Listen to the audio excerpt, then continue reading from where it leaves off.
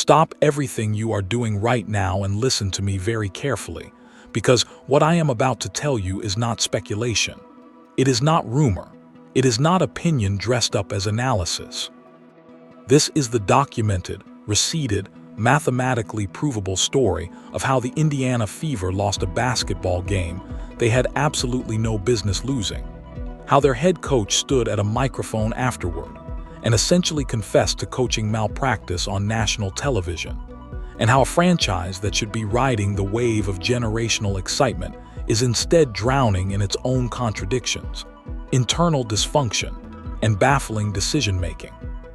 The Indiana Fever lost their highly anticipated home opener to the Dallas Wings, a team that won just 10 games the entire previous season, by a final score of 107-104 in overtime. And the aftermath of that loss has detonated like a bomb across social media, across the fan base, and across the entire landscape of women's basketball discourse. This is not simply about one regular season loss. This is about what that loss exposed. This is about the cracks in the foundation that are now wide enough for every single person to see.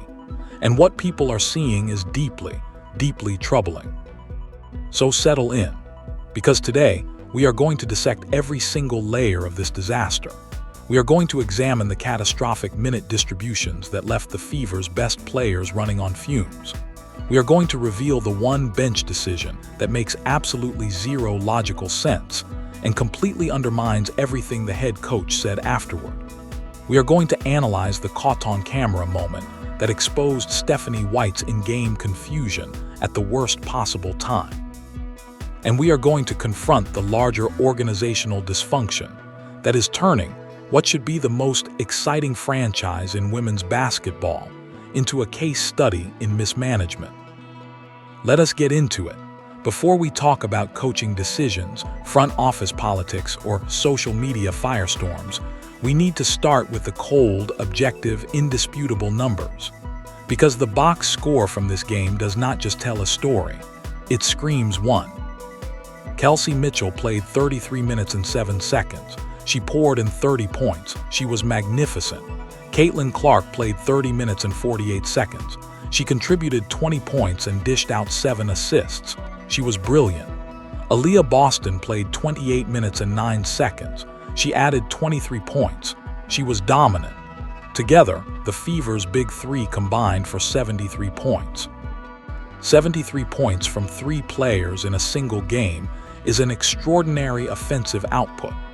On most nights, against most teams, that number wins you the basketball game comfortably. It should have been more than enough to handle a Dallas Wings team that finished with one of the worst records in the league last season. But here is where the story turns dark. Here is where the numbers shift from impressive to alarming. The rest of the roster, the bench, the supporting cast, the players whose job it is to provide relief, energy, and secondary scoring, collectively contributed almost nothing of value. Lexi Hull went 0 for 2 from the field. Tiffany Mitchell was largely invisible. Raven Johnson scored just 2 points in 11 minutes. Tiffany Harris played 4 minutes and scored exactly 0 points. Sophie Cunningham went 1 of 2 from the floor for 3 points across 25 minutes. The bench was not just underwhelming. It was a black hole. It was a void. Every single minute that the starters sat down, the Fever hemorrhaged momentum, energy, and competitive viability. The starters would build a cushion, sit down to rest, and the bench would immediately give it all back and then some. It was like watching someone try to fill a bathtub with the drain wide open. And those starters, specifically Clark and Mitchell, were not just playing heavy minutes. They were playing playoff level, elimination game level, do-or-die level minutes on opening night. The very first game of a long, grueling regular season. The game where you are supposed to be establishing rhythms, building confidence, and managing workloads. Instead, the Fever's 2 best perimeter players were being run into the ground because there was literally nobody else on the roster who could reliably put the basketball into the basket. This is where the conversation shifts from disappointing to genuinely concerning, because Stephanie White, the head coach of the Indiana Fever, has spent the entire preseason, every press conference, every interview, every media availability for 4 consecutive weeks, preaching about load management. She talked extensively about managing practice reps. She talked about being incredibly smart with Caitlin Clark's body. She talked about understanding the marathon nature of a professional season and the importance of keeping her stars fresh and healthy for the moments that truly matter. And then, in the very first game that actually counted, she pushed both of her star guards past 30 minutes while the game slipped away because the supporting cast gave her absolutely nothing to work with.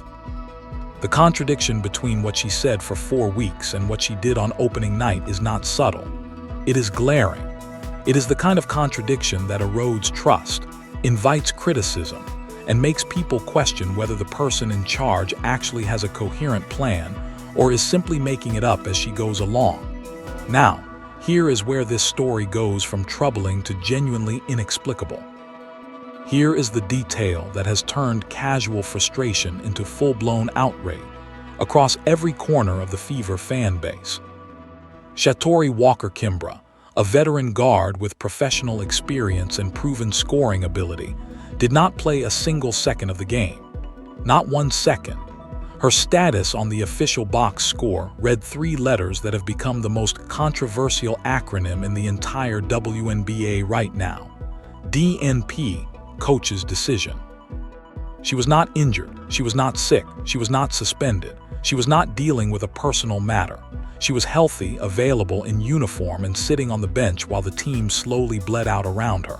And here is the detail that makes this decision so staggeringly difficult to defend.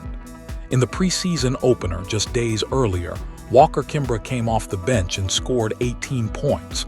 She looked dynamic. She looked confident. She looked like exactly the kind of secondary scoring punch that every analyst, every fan, and apparently every person with functioning eyesight could see this roster desperately needed. She was the obvious answer. When Sophie Cunningham was cold, Walker-Kimbrough was the answer. When Lexi Hull was struggling to find her rhythm, Walker-Kimbrough was the answer. When Raven Johnson, the talented but raw rookie, was being overwhelmed by the intensity and spotlight of a nationally televised regular season game, Walker-Kimbrough was the answer. She was sitting right there, healthy, ready, proven, and Stephanie White chose not to use her.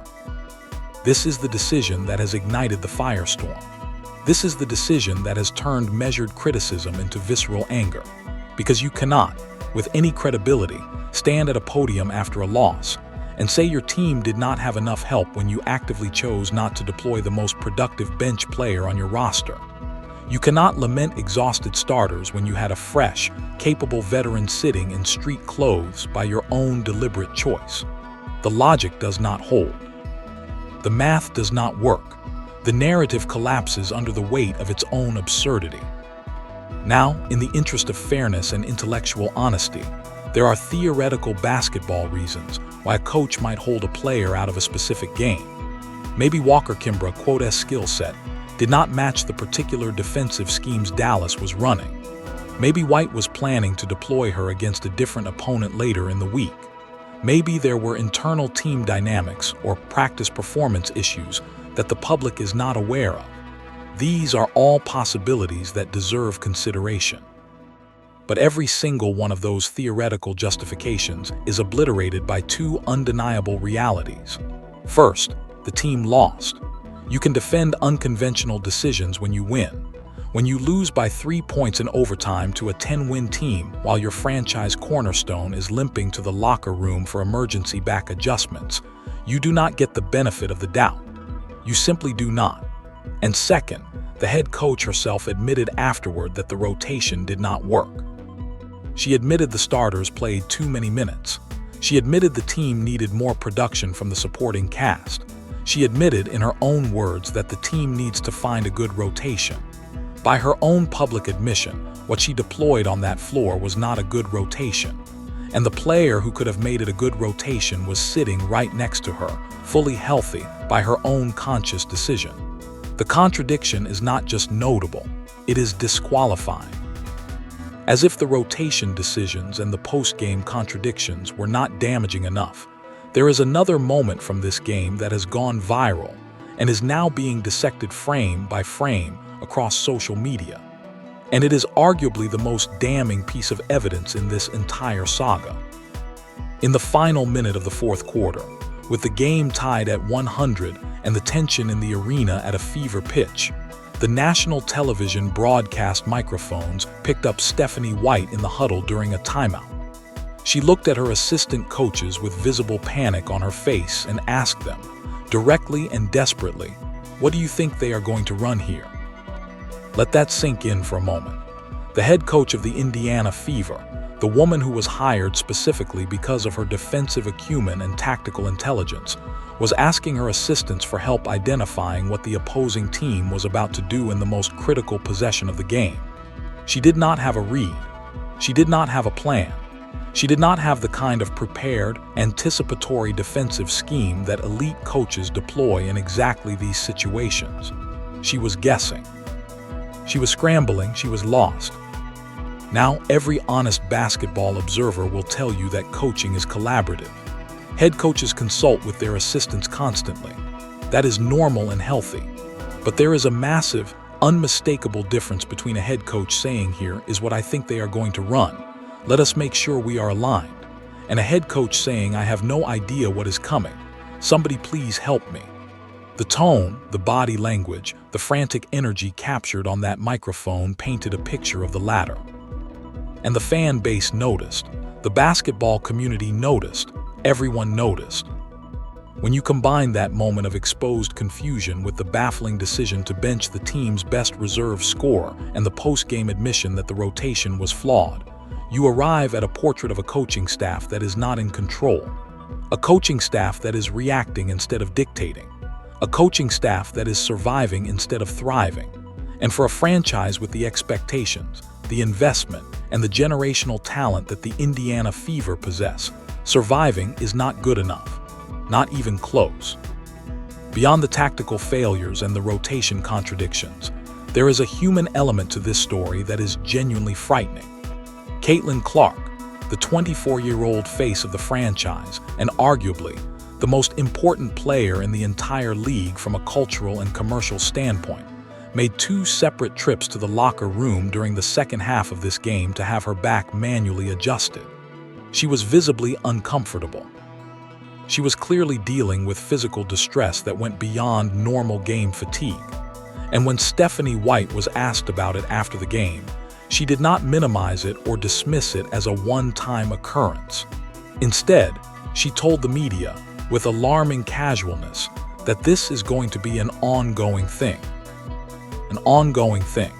The franchise player of the Indiana Fever is dealing with a recurring physical issue significant enough to require in-game medical intervention, and the head coach is framing it as something the team will simply have to manage going forward. That revelation alone should have been the biggest story coming out of this game. The fact that it is being overshadowed by rotation controversies and coaching contradictions tells you just how many fires are burning simultaneously within this organization. The question that every Fever fan is now asking, loudly and with increasing desperation, is this. If you knew that Caitlin Clark was dealing with an ongoing back issue that would require regular medical attention, why on earth did you play her 30-plus minutes in the season opener while a healthy reserve scorer sat on the bench doing nothing? How does that align with 4 weeks of load management rhetoric? How does that protect your most valuable asset? How does that represent smart, forward-thinking coaching? The answer, unfortunately, is that it does not. It represents the exact opposite. It represents a coaching staff that was either unprepared for the reality of the game, unable to trust its own bench, or both. And neither explanation is acceptable for a franchise with these aspirations. This loss and its fallout did not happen in a vacuum. They are the latest chapter in what has become a pattern of clumsy, contradictory, and increasingly alienating communication from the Indiana Fever organization. Over the past several weeks, the franchise has managed to create controversy after controversy, through a series of remarkably tone-deaf public statements and decisions. Stephanie White's comments about playing Caitlin Clark off the ball on draft night raised immediate tactical concerns. Kelly Crosskop's public suggestion that Clark needed to just rub the fan base the wrong way. General Manager Lynn Dunn dismissed passionate fan criticism by calling them complainers. Amber Cox used the bewildering phrase combo guard to describe roster construction decisions that left the team without adequate size or depth. The team's social media accounts posted embarrassing AI-generated hype content that was immediately mocked across every platform. And then, just 24 hours after losing the nationally televised home opener to a lottery team, the organization released a glowing statement celebrating Stephanie White's appointment to a Team USA coaching role, as if the timing could not have been more catastrophically misjudged. Each of these moments, taken individually, might be forgivable as a minor misstep. Taken collectively, they paint a picture of an organization that is deeply disconnected from its own fan base, that does not understand the expectations it has created, and that lacks the internal alignment necessary to build a championship-caliber program. A healthy organization speaks with one voice. The Indiana Fever are speaking with 5 different voices, and none of them are saying anything the fans want to hear. The social media metrics tell the story as clearly as any box score. Posts defending the coaching staff are being ratioed into oblivion. Comment sections are filled with thousands of fans demanding accountability, calling for coaching changes and threatening economic boycotts. The engagement numbers are staggering, but they are staggering in the worst possible way. The passion is there. The audience is there. The eyeballs are there. But the goodwill is evaporating at a rate that should terrify everyone in the Fever front office. The Indiana Fever play the Atlanta Dream on Wednesday. That game, just 3 days away, has already become the most scrutinized regular season game in recent WNBA memory. Not because of the opponent, not because of the stakes in the standings, but because it will reveal whether Stephanie White learned anything from the catastrophe of opening night. Will she play Shatori Walker-Kimbrough? Will she manage Caitlin Clark's minutes responsibly? Will she have a defensive game plan prepared in advance instead of desperately asking her assistants what the other team might do? Will she deploy a rotation that actually reflects the words she said at the podium? Or will she repeat the same mistakes, offer the same contradictions, and push this franchise further into the kind of chaos that no amount of generational talent can overcome?